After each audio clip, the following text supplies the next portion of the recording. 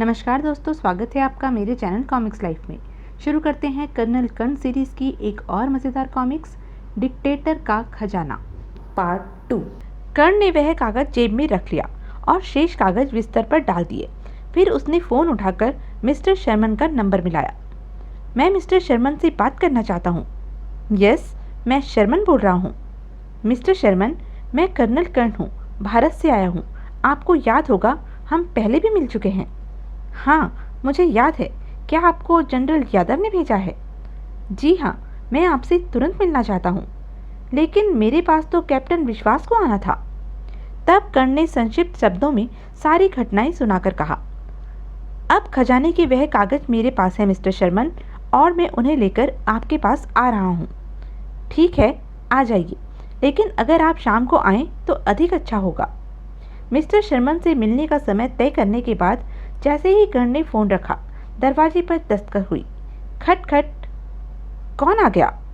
उसने जाकर दरवाज़ा खोला तो हैरान रह गया। हेलो, तुम?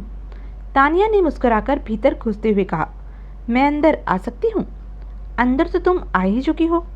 तानिया ने दरवाज़ा बंद किया और पलटते हुए बोली, कर्नल कर्ण, मैं वह कागज़ लेने आई हूँ जिसे आप उस हमलावर की जेब से निकाल कर लाए हैं। तुम मुझे जानती हो? जी हाँ, मैं आपको जानती हूँ, तभी तो मैंने यह पता लगा लिया कि आप कहाँ ठहरे हुए हैं। लेकिन आप कौन हैं? अचानक तानिया ने पिस्तौल निकाल लिया और कर्ण को निशाना बनाकर कहा, मैं यहाँ आपके सवालों का जवाब देने नहीं आई हूँ। वह कागज़ निकालिए। झूठ बोलने की कोशिश न करना। मैंने अपनी आंखों से आपको उस व्यक्ति की जेब से कागज़ निकालते देखा था जिसने टोनी पर गोली चलाई थी। क्या टोनी मर गया है? नहीं, वह अस्पताल में है। आप कागज़ निकालिए। लेकिन मेरे पास कोई कागज़ नहीं है। तानिया ने पिस्तौल लहराते हुए कहा, कर्नल, ज़्यादा चालाक न बनो। वह कागज़ मुझे दे दो, वरना कैप्टन विश्वास की तरह तुम्हें भी कोई गोली मार देगा। क्या?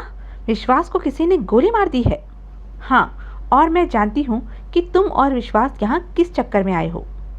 लेकिन विश्वास अब कहाँ है? वह जीवित तो है ना? जब मैंने उसे देखा था तब तक तो वह जीवित था। अब शायद किसी अस्पताल में होगा। तुम कागज़ निकालो। All right.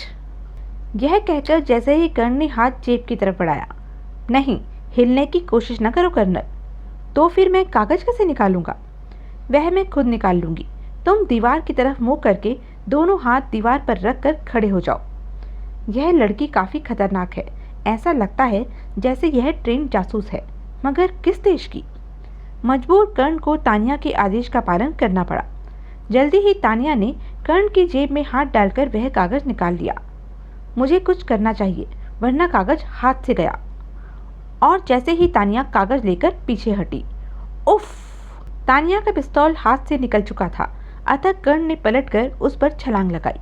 लेकिन कर्ण फर्श पर गिरा और तानिया उछलकर खड़ी हो गई। बहुत खतरनाक दुश्मन है यह। मुझे इसे औरत समझकर दया नहीं खानी चाहिए। फिर कर्ण ने लेटे लेटे ही अपनी टांगें चलाई। आह! तानिया उसके निकट आ गिरी।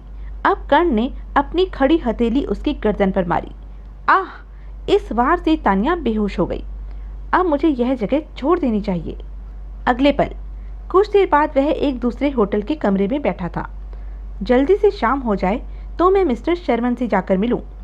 और शाम होते ही कर्ण मिस्टर शर्मन से मिलने उनके फ्लैट पर जा पहुंचा। हेलो कर्नल, आपसे दोबारा मिलकर बहुत खुशी हुई। मुझे भी। सबसे पहले तो मुझे यह बताइए कि कैप्टन विश्वास का कुछ पता चला? जी हाँ, उसको किसी ने गोली मार दी है और वह शायद किसी अस्पताल में है। आपको किसने बताया? एक औरत, तानिया ने। वह भी खजाने के कागज़ के चक्कर में है। बहुत खतरनाक औरत है वह। शर्मन मुस्कुराते हुए बोला, उसे होना ही चाहिए, क्योंकि वह पोर्टलैंड इंटेलिजेंस की मेंबर है। माय गॉड, तभी वह ट्रेन जासूसों की तरह काम कर रही थी। हाँ, वह बहुत प्रतिभाशाली एजेंट है और शायद आपको शत्रु समझ रही है। लेकिन आप तो जानते हैं कि मैं दुश्मन नहीं हूँ। हम खजाना नहीं, बल्कि उसके साथ रखे हुए अपने कागजात चाहते हैं। मैं जानता हूँ, तभी तो आपकी मदद कर रहा हूँ। लाइए, वह कागज़ मुझे दीजिए। कागज़ तो मैं आपको दूंगा, लेकिन आप पहले मेरा एक काम कीजिए। किसी तरह यह पता कर दीजिए कि कैप्टन विश्वास कहाँ है और सुरक्षित भी है या नहीं। शर्मन उठकर दूसरे कमरे में फ़ोन करने चला गया। 10 मिनट बाद उसने वापस आकर कहा, कर्नल, आपका दोस्त सिटी अस्पताल में है और वह खतरे से बाहर है। मुझे यह सूचना पुलिस हेडक्वार्टर से मिली है। थैंक गॉड, मुझे उसकी बहुत चिंता थी। उसके बाद कर्ण ने वह लिफाफे वाला कागज़ शर्मन को दे दिया। मुझे इस कोड को डीकोड करने में आधा घंटा लगेगा। कोई बात नहीं, मैं इंतज़ार कर लूँगा। मिस्टर शर्मन कागज़ पेंसिल लेकर कोड हल करने बैठ गए। कर्ण एक मैगजीन उठाकर देखने लगा। आधे घंटे बाद, कर्नल, इस कोड संदेश का तो कुछ अर्थ ही नहीं निकल रहा। क्या मतलब? मतलब यह कि कोड हल करके जो वाक्य बना है वह यह है, मरना कठिन काम नहीं है बल्कि जीना कठिन काम है। यह क्या बात हुई? बात यह हुई कि यह कोड संदेश जाली है। इसमें खजाने के बारे में कोई इशारा नहीं है। आपको पूरा विश्वास है? कर्नल, अपने मुख से अपनी प्रशंसा करना बुरी बात है, लेकिन फिर भी मैं कहता हूँ कि इस समय पूरे विश्व में मुझसे अनुभवी कोड हल करने वाला कोई दूसरा नहीं है। इसलिए आपके जनरल यादव ने मुझसे मदद मांगी है और मैं कहता हूँ कि यह कोड संदेश बेकार है। मुझे आप पर विश्वास है सर। इसका मतलब है टोनी को किसी ने जाली कोड दिया था। हो सकता है, और यह भी हो सकता है कि टोनी ने ही गलत आदमियों को धोखा देने के लिए यह नकली कोड बनाकर अपनी जेब में रख लिया हो। तो फिर मुझे टोनी से सिटी अस्पताल में जाकर मिलना चाहिए। अच्छा, मैं चलता हूँ। ठीक है, तुम अभी जाकर टोनी से मिल लो। पुलिस से मिली सूचना के अनुसार उसे आज रात डिस्चार्ज कर दिया जाएगा।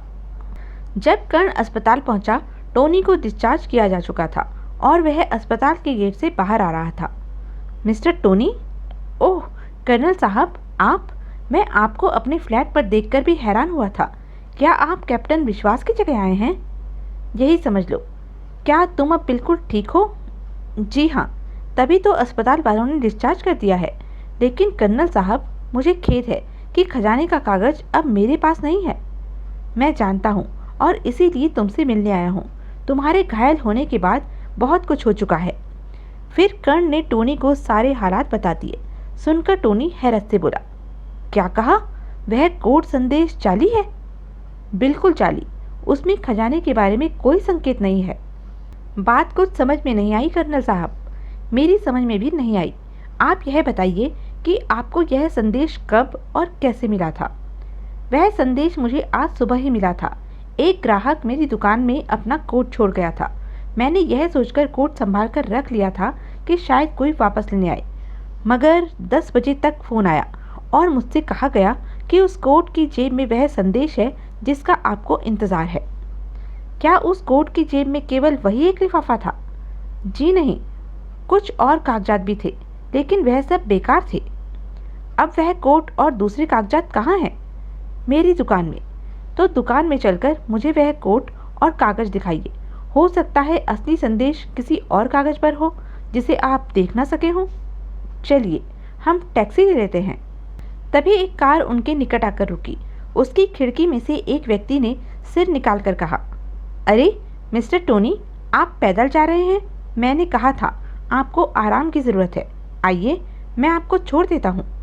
यह कौन है? यह डॉक्टर है। अस्पताल में इन्होंने ही मेरा इलाज किया था। चलिए, इन्हीं से लिफ्ट ले लेते हैं। ठीक है। और वह दोनों डॉक्टर की कार में बैठ गए। कुछ दूर आने के बाद डॉक्टर ने गर्दन घुमाकर पूछा, कहाँ जाना है आपको? Bolton market. क्या आप उधर ही जा रहे हैं? डॉक्टर ने कोई उत्तर न दिया। कुछ देर बाद जब वह एक सुनसान सड़क से गुजर रहे थे तो अचानक ही डॉक्टर ने गाड़ी रोक दी। जब वह पिछली सीट की तरफ घूमा तो उसके हाथ में पिस्तौल थी। यह क्या है डॉक्टर? पिस्तौल। कर्ण और टोनी दोनों हैरान रह गए। डॉक्टर उन्हें पिस्तौल से निशाना बनाए हुए कह रहा था, मिस्टर टोनी, मैं आपके दोस्त कर्नल कर्ण को अच्छी तरह जानता हूँ। वह कोड संदेश जो मेरे आदमी ने आपकी जेब से निकाला था अब कर्नल साहब के पास है। मुझे वह कागज़ चाहिए। मेरे पास कुछ नहीं है। पता नहीं तुम किस कोड संदेश की बात कर रहे हो। कर्नल, मैं जानता हूँ कि तुम बहुत बड़े जासूस हो, लेकिन मेरे पिस्तौल की एक गोली तुम्हारी जासूसी हमेशा के लिए समाप्त कर देगी। मुझे वह कागज़ दे दो, वरना। अचानक कर्ण खिड़की से बाहर देखकर चिल्लाया, पुलिस! जैसे ही डॉक्टर ने घबराकर सिर घुमाया, कर्ण ने उसका पिस्तौल वाला हाथ पकड़ लिया। अगले पल आह!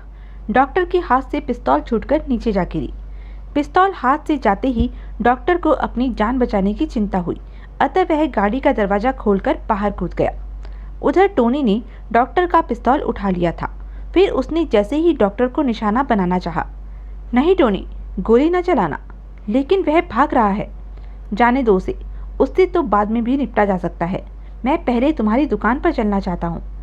ठीक है, हम इसी गाड़ी में चलते हैं। संदेश। क्यों दोस्तों, कहानी दिलचस्प है ना? अभी तो खजाने का असली नक्शा भी नहीं मिला, लेकिन विश्वास कीजिए, कर्नल कर्ण असली नक्शा और खजाना जरूर ढूंढ निकालेंगे। मगर अभी उनके रास्ते में बहुत सी अड़चनें आनी शेष है। इन अड़चनों की कहानी आपको दूसरे भाग खजाने की तलाश में मिलेगी, अतः इस कहानी का दूसरा भाग खजाने की तलाश जरूर देखिएगा। फिर वह डॉक्टर की गाड़ी में बोल्टन मार्केट की तरफ जा रहे थे। गाड़ी टोनी ड्राइव कर रहा था। रास्ते में कर्ण ने पूछा, यह डॉक्टर कौन था? पता नहीं, वैसे तो सिटी अस्पताल में काम करता है।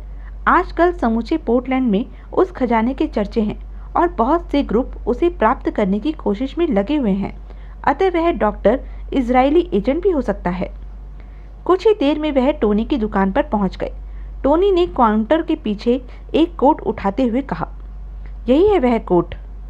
कर्ण ने कोट उठाकर उसकी जेब से सारे कागजात निकाल लिए। 10 मिनट तक कागजों का निरीक्षण करने के बाद कर्ण ने उनमें से निकली हुई एक तस्वीर टोनी को दिखाते हुए कहा, सारे कागज बेकार हैं, अब केवल यह तस्वीर ही मुझे हैरान कर रही है। यह तो किसी लड़की की तस्वीर है। हाँ, मैं सोच रहा हूँ शायद इसी तस्वीर में खजाने का राज छुपा हो। तस्वीर में खजाने का राज? हाँ, हो सकता है यह लड़की मर चुकी हो और इसकी कब्र में वह खजाना छुपा हुआ हो, या लड़की का नाम उस जगह के नाम पर हो जहाँ वह खजाना हो। मैं यह तस्वीर मिस्टर शर्मन को दिखाना चाहता हूँ। उधर मिस्टर शर्मन के फ्लैट पर तानिया उनके सामने बैठी कह रही थी, तो कर्नल कर्ण वह कागज लेकर आपके पास आए थे? हाँ, मगर वह कागज बेकार था, जाली था। जाली था? लेकिन मेरी जानकारी के अनुसार तो वह कागज यहाँ की किसी पार्टी ने विशेष रूप से टोनी के द्वारा भारत सरकार को भिजवाने की पेशकश की थी। तुम्हारी जानकारी अधूरी है तानिया। वह कैसे? भारत सरकार या कर्नल कर्ण खजाने की तलाश में नहीं है। तो फिर कर्नल कर्ण यहाँ क्या कर रहे हैं? उन्हें केवल अपने वे कागजात चाहिए जो खजाने के साथ हैं। फिर शर्मन ने उसे पूरी बात बता दी। तो इसका अर्थ है भारतीय एजेंट हमारे विरुद्ध काम नहीं कर रहे? बिल्कुल नहीं, तभी तो मैं उनका साथ दे रहा हूँ। फिर तो मुझे अफसोस है कि मैंने कर्नल कर्ण से मुकाबला करने की कोशिश की। अब आप उनसे मेरी सुलह करा दीजिए, फिर हम दोनों साथ मिलकर खजाना तलाश करेंगे। ठीक है, मैं कर्नल से बात कर लूँगा। आप कर्नल कर्ण को एक बात और बता देना कि वह डॉक्टर मार्टन नाम के व्यक्ति से सावधान रहे। मार्टन शायद इजरायली एजेंट है। ओके, मैं कर्नल से कह दूंगा। उसके बाद तानिया कुछ देर तक मिस्टर शर्मन को डॉक्टर मार्टन के बारे में बताती रही, फिर उठकर खड़ी हो गई। ओके मिस्टर शर्मन, मैं सुबह फिर आऊँगी। Good night. आगे की कहानी हम जानेंगे अपने अगले वीडियो खजाने की तलाश में। तब तक के लिए बने रहें मेरे साथ, और हाँ, मेरे चैनल को लाइक, शेयर और सब्सक्राइब करना ना भूलें। धन्यवाद।